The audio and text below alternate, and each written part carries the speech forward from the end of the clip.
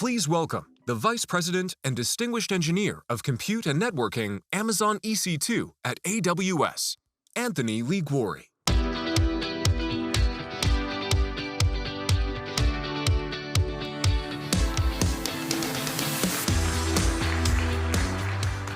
Good afternoon, everybody. My name is Anthony Liguori, and I'm a VP and Distinguished Engineer in Amazon EC2. And I absolutely love everything about hardware and software and how they interface together. I've spent my entire career working on operating systems and hypervisors, and I lead the design and implementation of the compute infrastructure within AWS. And most importantly, I've had the privilege of working over the past decade with so many of you to help shape all of the innovative things that we've built in AWS over the last 10 years. When I think about the last decade and my experiences at AWS, there's a quote that always sticks out in my mind, that people overestimate what can be accomplished in a year and underestimate what can be accomplished in a decade. For those of you that work in the software industry, the first part of that makes a ton of sense. Projects are often late, there's always delays. People tend to be optimistic about the next 12 months of time. But the really important part of this, I think, is that people don't think about what can really be accomplished when you have a vision and when you make incremental progress towards achieving that vision over a long period of time. I think there's no better demonstration of this than the innovation that has occurred within AWS over the last decade. As I mentioned, I'm a hardware guy, and I love looking at hardware. So of course, we're going to start off by looking at some hardware. I'm showing two racks on the screen. One of them is from about 10 years ago, 2014. And if you were able to see this rack today, it would look pretty much like any standard data center rack. The servers came from ODMs and OEMs, similar to what you might acquire from Dell or HP or something like that. Today's rack is radically different. And you can see the differences visually, but trust me when I tell you that every component inside the rack is radically different. For example, back in 2014, the typical design, which is also pretty common today in data centers, is for AC power to come to each individual servers. A modern AWS rack centralizes AC to DC power conversion in the form of having a bus bar in the back of the server that delivers DC power. This turns out to be really important because individual power supplies are actually one of the components that fail the most often in real life. And by having centralized AC to DC power conversion, we can actually have redundant power supplies while also improving the efficiency that we do power conversion, resulting into greener infrastructure, reducing cost because we need fewer power supplies, but also improving availability at the same time. We also use dual top-of-rack switches, which means that if an individual switch fails, you're not going to see any kind of impact on your workload. Again, this is something that you can do in your data centers today, but it turns out that that exposes multiple network interfaces to your environment. And configuring Kubernetes to use multiple network interfaces or any kind of system software to be able to take advantage of this redundancy is actually really hard in practice, so most people don't do it. With the AWS Nitro system, we can hide all of this from you, and you don't have to deal with the configuration of any of it, but you get all of the benefits of that increased redundancy. There's so many things that have changed in the last decade. I could do a talk about every single one of them. But really, the thing I think that is important is the totality of all of these changes together. After the last decade of innovation within AWS, I firmly believe that you cannot achieve the same performance, reliability, or security on premises that we can achieve today in the cloud. Another great way of highlighting the results of the last decade of innovation is by talking about the workloads that customers are able to run today on top of AWS. My absolute favorite conversations, which I'm sure I've had with some of you in the room, are about the workloads that customers don't think are possible to run on top of AWS today. And a lot of what I do is work with customers to figure out how to get those applications to run on top of AWS. For example, Circle CI uses EC2 Mac instances to empower developers to innovate faster by managing change and automating their software build, test, and deployment processes. If you would have asked me 10 years ago if you can run Mac systems at scale in the cloud, I would say no way. The hardware is not designed to be virtualized. You really can't install a hypervisor in a way that works for multi-tenancy. I just would have said it's not possible.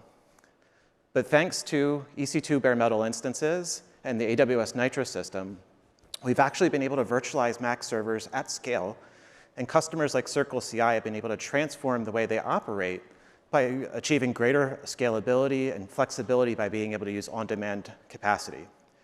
In addition, they were able to very quickly move to M2 Mac instances, which allowed them to improve their performance of their build pipelines by 38%.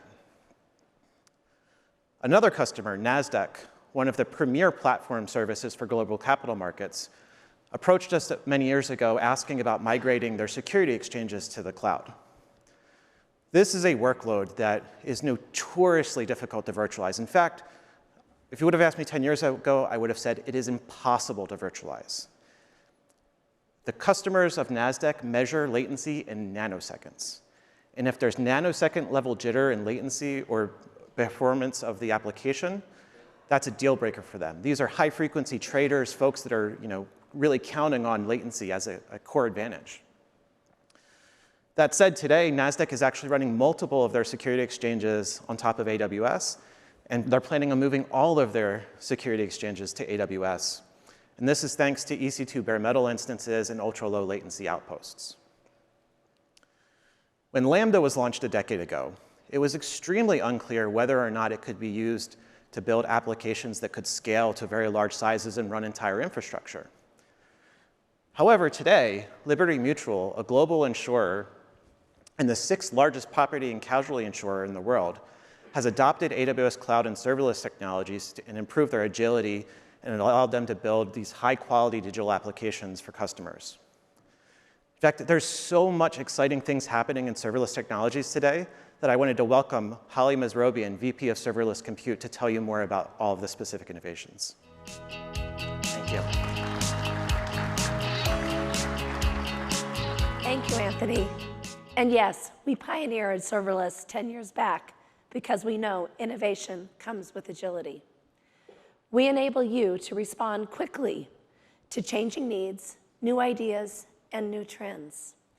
We abstract away infrastructure complexity to help you get your ideas to market fast. AWS Serverless and container services are focused on helping you use the best of our compute while minimizing the time and effort that you're going to spend managing it.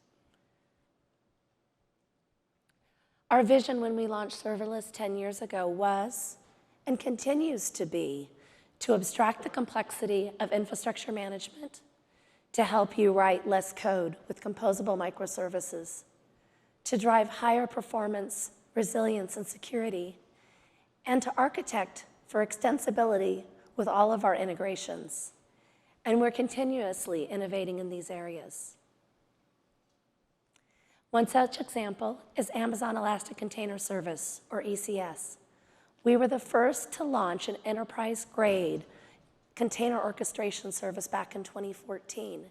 And then we were the first to launch serverless containers with Fargate.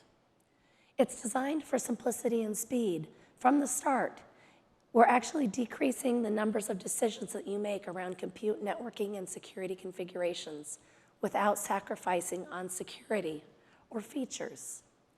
This reduces the time for you to build or migrate your containerized applications. And as a result, our customers are running 2.4 billion ECS tasks each week, while we continue to provide the high performance, availability, and security.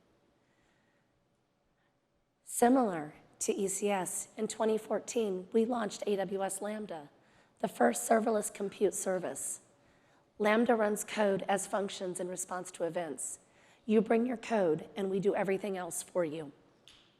With Lambda, you do not have to think about servers or clusters, patching, or scaling. And that's why 2 million developers use Lambda every month, processing tens of trillions of requests. What sets Lambda apart is its ability to instantaneously scale when needed. And each Lambda function can respond to large increases in traffic by scaling up to 10,000 concurrent executions or 10,000 TPS every 10 seconds. That's really a lot of scale. And we continue to innovate around our scale and performance. We launched Lambda Snap Start for Java in 2022, where your function for Java, you can enable it to be 10 times faster, and it's just with a click of a button. And today, I'm happy to announce that we have also extended those sub-second startup times to both Python and .NET. I had a lot of you asking me about this over the last couple of years, so I'm really excited to see this delivered. With Python and .NET, these have been very popular in building high-scale data processing workloads for analytics. And with these, we're able to make your workloads run even faster than before. These improvements in Lambda scaling are what enabled DoorDash to process over 10 million entries during the NFL Super Bowl this past year. DoorDash, they wanted to showcase the ability to deliver nearly anything. And so during the game, they ran an interactive ad that prompted viewers to enter a promo code. When they entered the promo code, it entered them in a chance to win for nearly every single commercial that aired during that Super Bowl. They were able to use Lambda to scale quickly to process 10 million requests in just 5 hours. One of the biggest benefits from our innovations across our infrastructure and operations is that when our customers and partners innovate, we're able to help accelerate that innovation. One such innovation is on Amazon EKS, where we provide customers with the best managed Kubernetes experience by leveraging AWS's security, resilience, and operational excellence. This is why more customers run Kubernetes workloads on AWS than anywhere else. But we all know that Kubernetes can move really fast and that companies can spend a lot of time keeping their clusters up to date.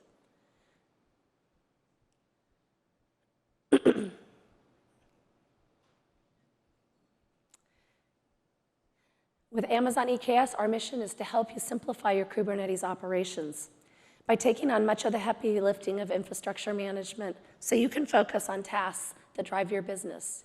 EKS has helped tens of thousands of customers with this, but there's still a lot of work to do. And so today, I am happy to announce the launch of EKS Auto Mode. Auto Mode is a major evolution for easily running Kubernetes clusters, and it fulfills our vision of how Kubernetes should operate in the cloud. EKS Auto Mode provides automated Kubernetes cluster management for compute, storage, and networking on AWS. It simplifies your work by selecting and provisioning compute for your applications, and it scales resources and optimizes your cluster to reduce costs while driving high performance. You get EC2 benefits like savings plans, and again, it's available with a click of a button. Offloading cluster operations to AWS will help you focus on building applications that drive your innovation. Many customers use Kubernetes to manage applications running on-premise and on edge environments. To help you with this, I'm happy to announce the general availability of EKS hybrid nodes. This enables you to use your infrastructure as nodes in an EKS cluster. With hybrid nodes, you unify how you deploy and manage Kubernetes across environments with the same tooling you use when running EKS in the cloud. And moreover, you do not need to spend time or resources managing a Kubernetes control plane on-premise. With hybrid nodes, EKS is lowering the effort to run Kubernetes on-premise. I'm excited to hear what you're going to build with these new innovations. And to show you an example of what's possible, I am pleased to welcome Gail Frederick, the CTO of Heroku. Gail is an extensive user of our ECS services. Hi, Holly. Hi, Gail. Welcome. Hi. Thank you so much. Thank you for joining me today. Of course. So we know that Heroku is used by millions of developers, but maybe not everyone here is familiar. And so I'd like you to tell them a little bit more about what Heroku is and does. Sure, I'd be happy to. Heroku is a PaaS. It's a platform as a service for hosting compute and data in the cloud. And we differentiate our offering with our relentless pursuit of developer productivity. That's great. And I know that you have selected AWS as your partner, but I'd like to hear a little bit about what led you to select AWS. Sure. Heroku has been an AWS customer since 2007. And back then, we bought an awful lot of EKS, and we managed almost everything ourselves. And over the years, we've moved to more and more managed services. In fact, last year on this stage, we announced the migration of our entire open source Postgres fleet to Amazon Aurora. And that process is largely complete today. We're so happy to be your partner because we find your reliability and availability to be top-notch. It's a great foundation on which to build our experience. So you've teed me up with another question that I had. So as a company, we're always innovating, so our customers are able to build more, faster, better for their customers.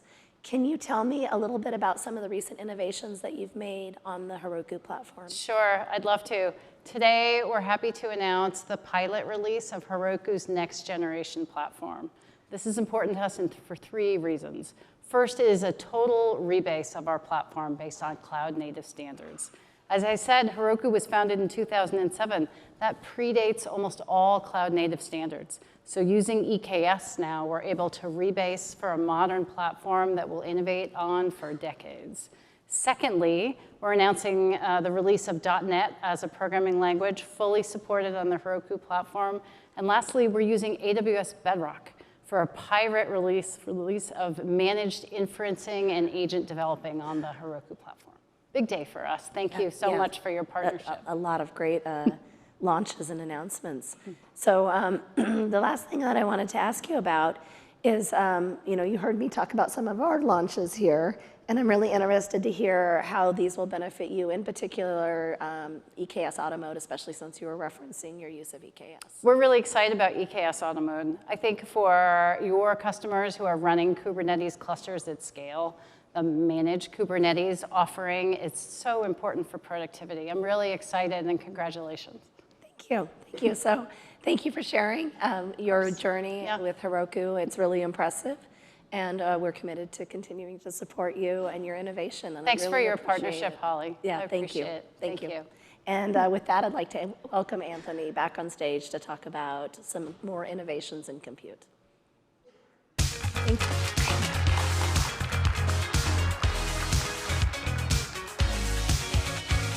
Thank you, Holly. Wow. Holly and Gail, thank you so much for that exciting talk about the pioneering work AWS has been doing in containers and serverless. I absolutely love Heroku as a service, and I'm really, really excited about EKS Auto Mode. I'm so excited to hear about all the things customers are going to do with that over the next year. Our serverless innovations are all built on top of our custom silicon investments, and this is something that is absolutely near and dear to my heart. The AWS Nitro system is the reason why we started building our own custom silicon, and it is one of the main drivers for AC2's leadership in security and performance. Every big journey starts with a first step, and this card right here was our very first step on that journey. Over a decade ago, our team started thinking, what could we do if we designed a full hardware and software platform just for cloud computing? Forget everything that had existed before. If we just started from scratch, what would we do? This Nitro card is what the manifest of that vision was.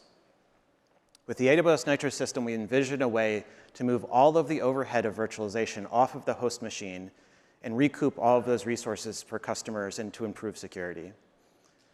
The image on screen is actually one of the cards that I used when I was part of a small team that did the very first work on enabling the Nitro system. This is literally a card that came from my basement. Like, this is the actual card we developed on. Back when we started, it was just a small team with a vision, maybe 4 or 5 individuals. And now, after 10 years, it's well over 1,000 developers. Nitro is our hardware-based virtualization that offloads all of the virtualization functions from the main server to our designed hardware that delivers bare metal performance and the best security you can achieve in the cloud. And in the past decade, we've gone through 5 generations of the AWS Nitro system, each one with a new SoC and a new card behind it. The AWS Nitro system enables AWS to provide you with the absolute broadest selection of instances and the most amount of choice to suit whatever your workload's needs are. It also enables us to deliver higher performance through lower latency, higher throughput, and the ability to handle more packets per second on each card. It has been absolutely key to unlocking so many of the innovations within EC2 and AWS overall over the last decade. And after delivering 5 generations of Nitro cards today, I'm excited to announce the 6th generation of our Nitro system, Nitro v6. Nitro v6 unlocks an unprecedented amount of performance, scale, and functionality in the cloud. The Nitro v6 card is able to deliver 400 gigabits of networking throughput per card. It represents our commitment to providing additional network bandwidth and speed that our customers require. Along with the announcement of Nitro v6, I'm also thrilled to pre-announce our C8GN instance type, powered by Nitro v6 and the Graviton 4 processor. The C8GN instances, customers can ingest, process, and feed data from S3 and data lakes at incredibly high throughputs, scaling performance and optimizing costs. C8GN instances are also really well suited for high-performance file systems like Lustre, which is in fact the most popular storage system for AI and ML workloads today. C8GN instances deliver up to 400 gigabits of network bandwidth, more than 2 times the packet processing performance from a single interface versus the previous generation of network-optimized instances. Networking is just one dimension of performance that the Nitro system impacts. Another dimension I really wanted to discuss today is storage. AWS offers several different options for customers needing block storage, including a variety of EC2 instances with locally attached disks. We still have a few instance types that have hard drives, but for the most part, most of our customers today are using solid-state drives or SSDs. SSDs can perform 1,000 times more IOPS and random accesses than a traditional hard drive can, but they come with some really significant challenges when it comes to virtualizing them, making them available in the cloud. A modern SSD will always contain a pretty sophisticated computer literally in the drive. So if you have an SSD in your laptop, it is running a full-blown stack on that SSD without you even realizing it. Oftentimes, this is even like a full-blown version of Linux, all running on the SSD. The job of this software is called a flash translation layer, and it takes the logical block addresses and then figures out how to place that on NAND, dealing with things like wear leveling and other things that are specific to the way these technologies are implemented. The challenge here is that different vendors have different levels of quality and quirks with the different implementations of these FTLs. And what we found is that at scale, these issues ended up creating big problems for our customers. And crucially, not all SSD vendors have the ability to update the software without impacting customers. All of these challenges of operating SSDs at scale led us to try to solve this problem on behalf of our customers. And that's why we've designed our own AWS Nitro SSD. When we first introduced the Nitro SSD, it allowed us to improve storage and I/O latency by 60% and reduce latency variability by 75%. With our latest 3rd generation Nitro SSD, we're doing it all over again and lowering latency by another 50% and decreasing variability by 60%. But an SSD by itself isn't actually all that useful. It actually has to be connected to something. And so I'm really excited today to announce the i7-IE instance type, the first new instance type that takes advantage of the 3rd generation AWS Nitro SSD. i7-IE instances offer 120 terabytes of NVMe low latency storage and 40% better compute performance and up to 65% better real-time storage performance compared to existing i3N instances. It's an enormous amount of storage, an enormous amount of performance, and it's so exciting to see the kind of things that customers build with this type of performance available to them. But when you're dealing with lots of data and really critical data, something that always has to be top of mind is security. And from my very first day at AWS, my #1 priority has always been security and operational performance. And it still is to this day. It is the thing I spend most of my time thinking about, and it's the thing we all spend most of our time making sure we're getting right. When it comes to security, not all clouds are created the same. We have defined industry-leading practices, technologies, and controls that are deeply integrated across every aspect of our offerings. But to be really disruptive when it comes to security, you have to create silicon. You cannot achieve the kind of security levels that we have achieved in AWS using off-the-shelf components. From the very start, we've used the Nitro security chip to constantly monitoring the state of the server to ensure that it's running the software we expect it to, and it's on the hardware that we expect. The Nitro system's unique approach to virtualization and isolation allows our customers to secure and isolate even the most sensitive data from AWS operators and software at all times. There is absolutely no mechanism in the AWS Nitro system that allows any AWS operator, including myself, or any AWS service to access your EC2 instance data. No exceptions. There's no break glass. There is no mechanism that would ever allow us to access your data. This is not just a policy. The system was designed from the ground up, and the silicon is built to ensure this is an immutable property of the system.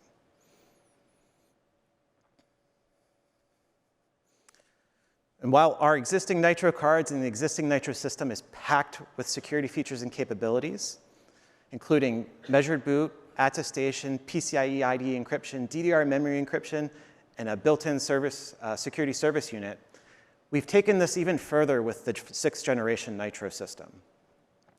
In Nitro v6, during the manufacturing process, we actually generate a cryptographic identity on the chip as part of the process of building it. We generate a private and public key pair, and we capture that public key pair, and we use it to track the identity of the chip all the way through the manufacturing process. When that server eventually lands in our data centers, we're actually able to interrogate it cryptographically and prove mathematically that it is the hardware that we expect it to be and that it's running the software that we expect it to be running. And we're able to do all of that before it ever receives access to any of the internal networks within EC2. That means that we can be absolutely sure that the hardware we lands is what we want it to be and has not been tampered with through the entire supply chain process. And while this is all really exciting, we actually even go further with the security when you combine Nitro v6 with Graviton. The best security posture really requires full end-to-end ownership of the system, and we're able to achieve that with Graviton v4. By combining the AWS Nitro system with Graviton 4, we're able to extend the Nitro attestation process all the way to the Graviton CPU itself. In a dual socket configuration, we're actually able to have each Graviton CPU cryptographically verify the other CPU and use that as a basis for key exchange for things like PCIe IDE encryption and chip link encryption. If any of this attestation process fails at any point in time, the system in question will be isolated from the network, and obviously, lots of folks will get paged, including myself. This isn't the only new security feature, though. One of our goals with Graviton is we can't prevent all bugs from occurring in our customer software, but we can make it really hard for attackers to take advantage of those bugs.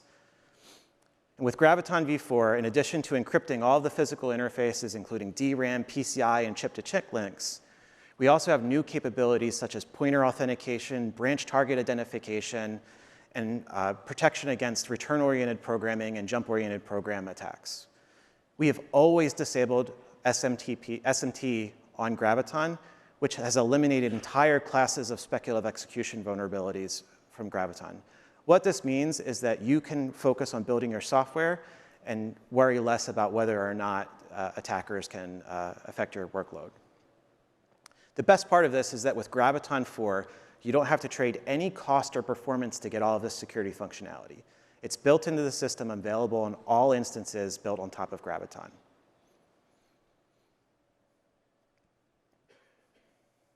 With our 4th generation of Graviton, we now have over 200 Graviton-based instances in our portfolio.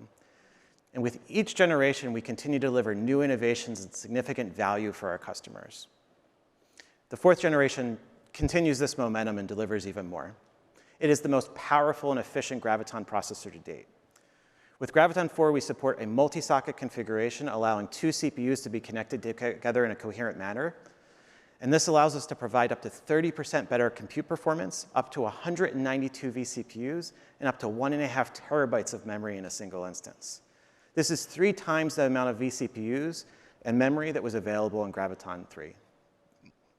This results in a 40% better performance for databases, a 30% better performance for web applications, and a 45% better performance for large Java applications compared to Java 3, or Graviton 3. We've seen from customers, from large enterprises to startups across all verticals and segments and geographies adopting Graviton. We have over 70,000 customers today using Graviton instances, including all of the top 100 EC2 customers and 95% of the top 1,000 AWS customers. And today, I'm excited to announce the Amazon EC2 I8G instance that will extend Graviton's benefits to storage-intensive workloads. I8G is ideal for workloads like relational databases and real-time analytics and combines our 3rd-generation Nitro SSD with our 4th-generation Graviton CPUs. It provides 60% better compute performance and 65% better real-time storage analytics performance versus i4G. We're incredibly proud of our custom silicon investments, but we realize to support all workloads from customers, we have to work with partners. This year, we announced updates to our high-memory instance families. These are instance types that are designed to support large in-memory databases like SAP HANA. Our U7i instance is the first 32 terabyte instance that's been available in the cloud. 32 terabytes on a single server is an enormous amount of memory. But amazingly, we've been hearing from customers that they want even more than this. So today, I'm really excited to announce a collaboration with HPE to bring the largest SAP-certified instance available to any major cloud provider, the Amazon EC2 U7i NH instance type. U7i NH instances are based on HPE's Compute Scale-Up Server 3200.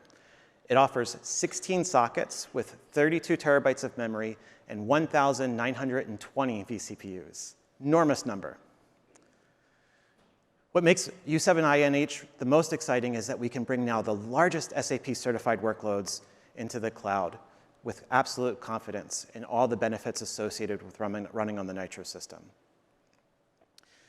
But big memory and big data workloads is not limited to in-memory databases. It is a huge part of AI workloads. Some of our largest data sets in AWS are all behind supporting AI workloads, specifically training workloads. And Amazon EC2 is by far the best place to run these workloads today. We provide the most comprehensive, secure, and price-performant infrastructure on AI that there is. We have hundreds of thousands of customers using Amazon SageMaker to build large language models and other foundational models. Many customers choose GPUs for these workloads, and AWS is by far and away the greatest place to run GPU-based workloads in the cloud.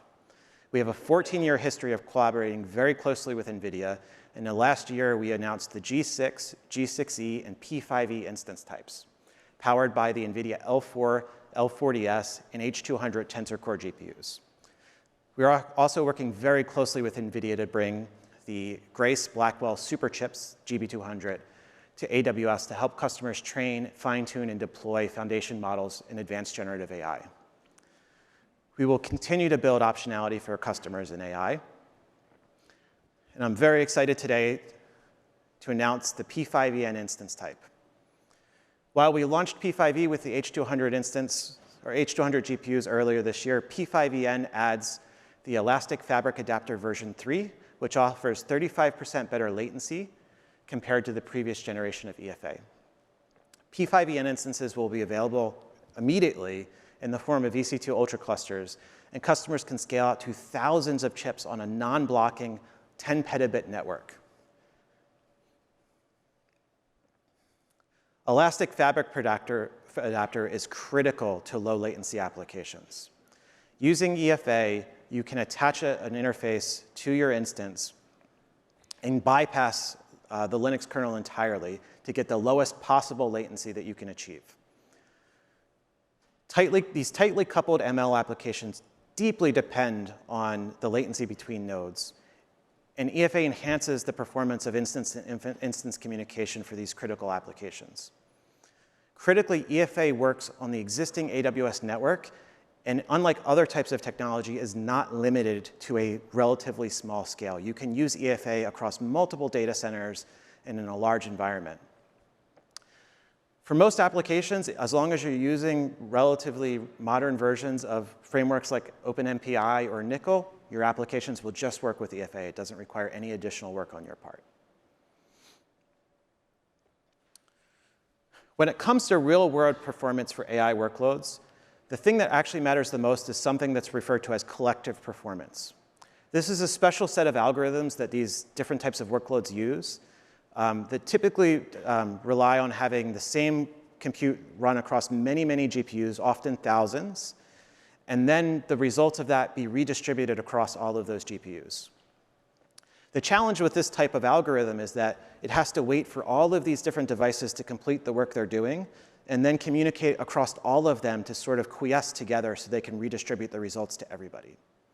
This means that whoever is the slowest actor in all of this is going to be the thing that is the bottleneck. And so having absolutely consistent latency and the lowest possible latency is what matters in this space. That 30% reduction in latency that I mentioned with EFA-v3 actually translates to a 55% increase in throughput for all reduce at 512 megabyte message sizes. And as you can see on these graphs, all of the different message sizes have significant increases in bandwidth because of this latency reduction.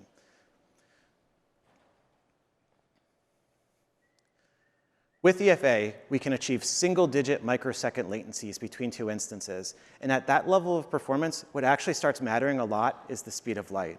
And as you may have heard Matt mention earlier today, we haven't figured out how to go faster than the speed of light yet. That's still an unsolved problem. What that means is that when you're building these large AI applications, you actually have to worry about all of the capacity being located in the same physical place. That becomes something that you have to care about. In order to make this easier for customers, earlier this year we launched EC2 capacity blocks. This makes it really easy for you to use an API to allocate large chunks of capacity that are physically located in the same ultra cluster, allowing you to get the lowest possible latency in a large amount of capacity. We have been amazed at the amount of interesting things that have been achieved with capacity blocks in the last 6 months. And as a result, we're introducing even more features into capacity blocks, including instant capacity blocks, longer duration blocks, and capacity block extensions. This is a space where we will continue to invest in as we see more advances occur in the AI space. And over the last 10 years, we've seen this incredible growth of the compute required for AI training workloads.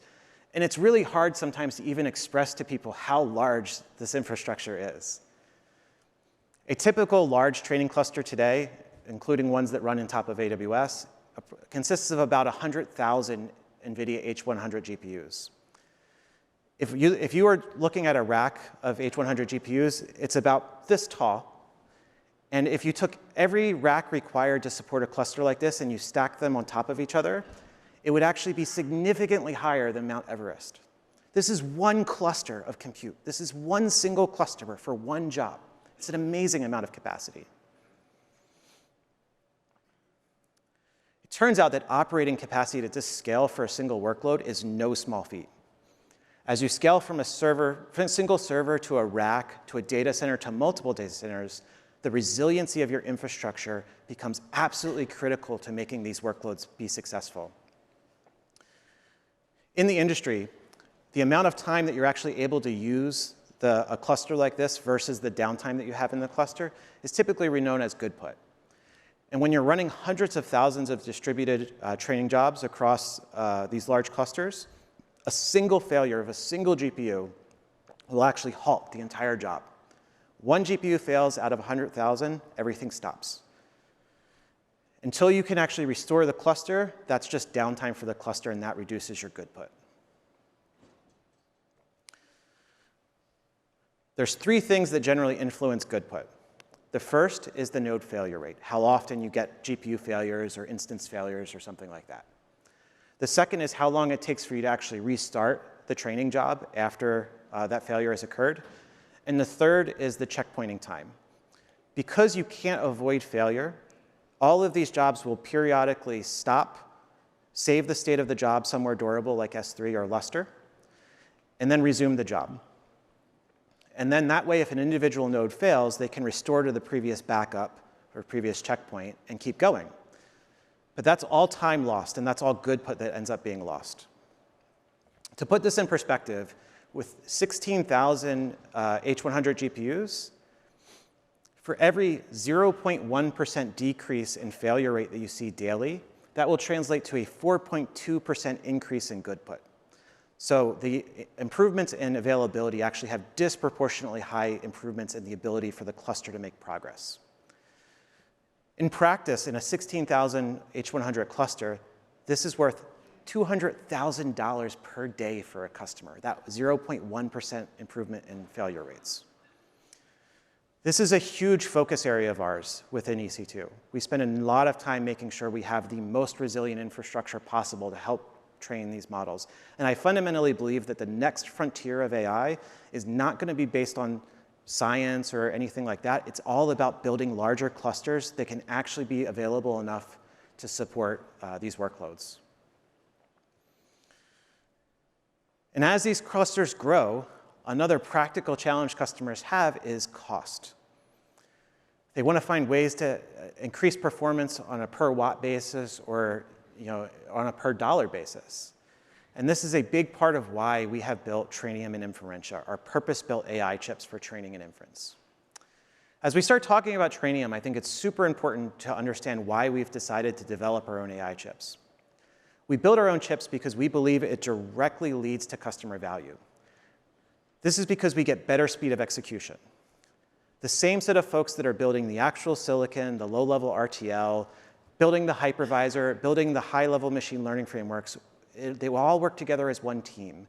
The iteration cycle is incredibly fast. You're not dealing with specs, you're dealing with people. This allows us to execute quickly and ultimately deliver innovation for our customers. Trainium 2 manifests in the AWS TRN2 instance type, which Matt announced is generally available today.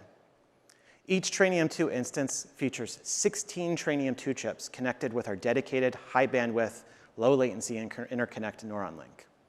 TRN2 instances deliver a whopping 20.8 petaflops of compute. This makes Trainium 2 ideal for handling LLM models up to 100 billions of parameters, which is all of the most popular models today. This is actually what the performance of Trainium 2 looks like on Llama 405B, the most powerful of all of the Llama models that are available today. If you look at the total time taken to process an inference request, you can see, and this includes the prefill and the output token generation, you can see that the Bedrock latency optimized SKU, which is built on top of Trainium 2, is by far the most performant available among the major cloud providers. But what about other models? We're very excited this morning to have announced a partnership with Anthropic, where we've launched a latency-optimized version of the very popular Claude Haiku 3.5 model.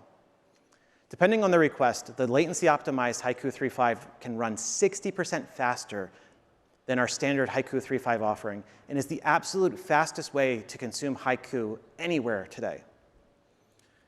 We've been really, truly excited about what customers have done with Trainium so far. And to talk more about what some of our customers have done with Trainium, I want to introduce Jason Warner, co-founder and CEO of Poolside, to show some of the amazing things that are being done with Trainium.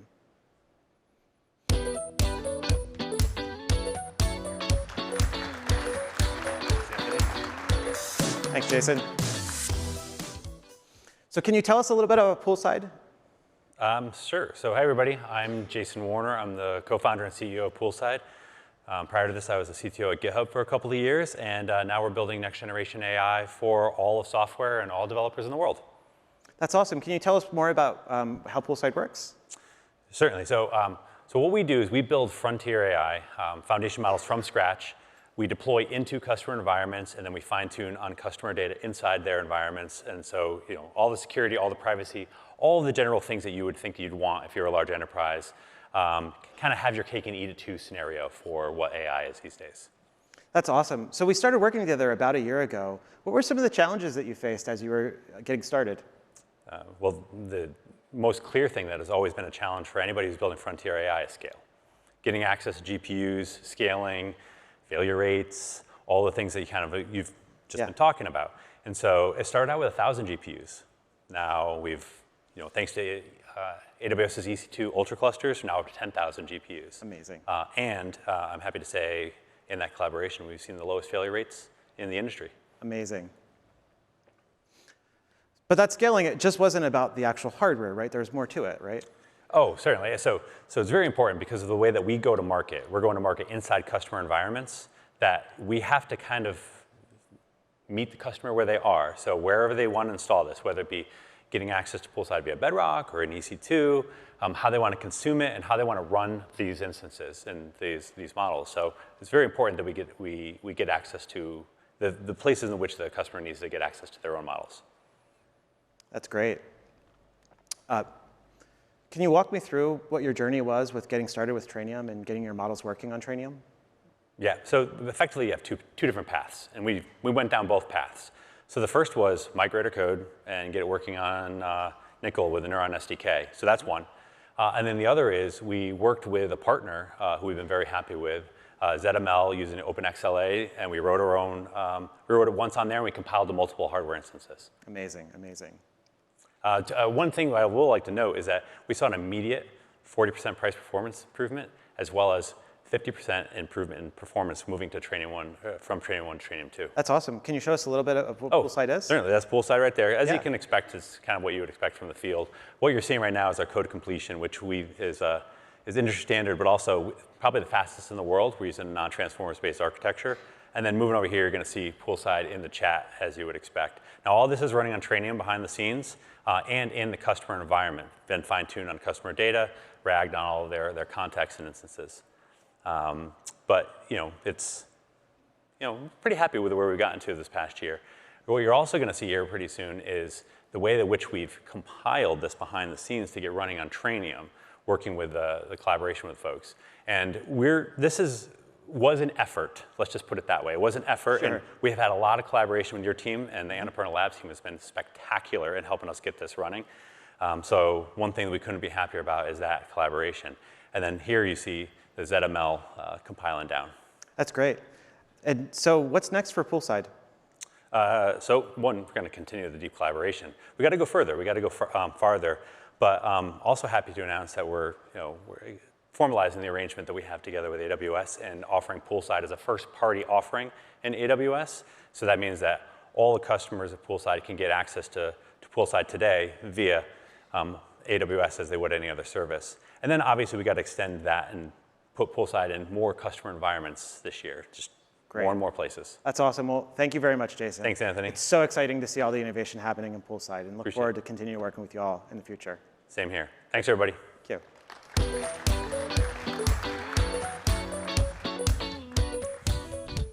I'm so excited to hear from our customers about what Trainium 2 is going to unlock. I truly believe it brings unparalleled performance. I mentioned that models are growing really fast, but I wanted to talk a little bit more about how fast they're growing. Today, models are using 10,000 times more compute than they have previously been in the past. The sheer amount of compute needed to train and deploy these models has increased significantly, pushing the limits of existing infrastructure and demanding new solutions that can meet the growing computational demands. In the case of distributed training, a large instance cluster doesn't always run faster because there's more capacity, because there are algorithmic limits on what you can achieve because of the latency of the connections between the servers. Single instances can lack the amount of memory and memory bandwidth necessary and the network bandwidth necessary to actually be able to support these large models in a larger cluster. To keep growing AI and ML, we have to find new architectures and new fundamental compute models to support these type of workloads. And that's why earlier today, Matt announced TRN2 Ultra servers are now available for preview.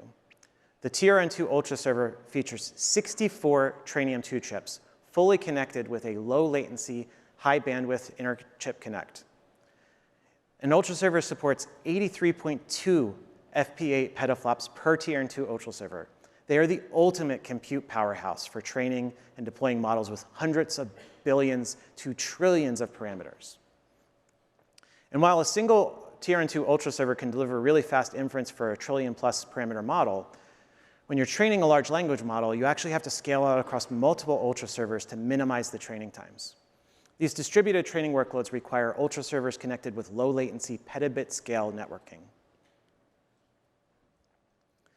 And this is where our EC2 Ultra clusters come in. With EC2 Ultra servers, while an Ultra server allows you to scale up an individual server, an Ultra cluster allows you to scale out to hundreds of thousands of Trainium 2 chips. Think about this, hundreds of thousands of Trainium 2 chips, all interconnected with 12.8 petabits per second of EFA networking, and linked across a non-blocking network capable of 10 petabits in under 10 microseconds. I told you that we were going to have to keep doubling cluster sizes, and that today current clusters are about 100,000. And so the next cluster clearly is going to have to be even larger. Well, that cluster is already here in the form of a 400,000 Trainium 2 chip cluster called Project Rainier. This is a collaboration with AWS and Anthropic to build the largest ML training cluster in the world.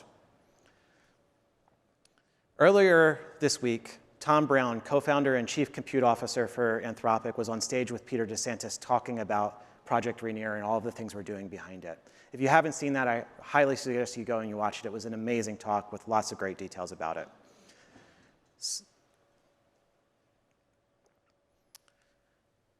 At AWS, we're always thinking about that future. We're always thinking about that long-term vision. And that's why earlier today, Matt announced Trainium 3. Trainium 3 is our third-generation Trainium chip that is purpose-built for high-performance training and inference and for building the next generation of foundation models. It will be our first chip built on a 3-nanometer process node, and it will deliver unprecedented performance, power, and efficiency and density. Trainium 3 will set a new standard for the industry. Trainium 3 chips are designed to be twice the performance of Trainium 2 and up to 40% more energy efficient than Trainium 2 chips. For a lot of these large clusters, power actually becomes the bottleneck. There is only so much power you can physically get in one location, and so being energy efficient is actually tremendously important to actually be successful with these clusters. This also allows customers to iterate much faster by having much more compute available to them.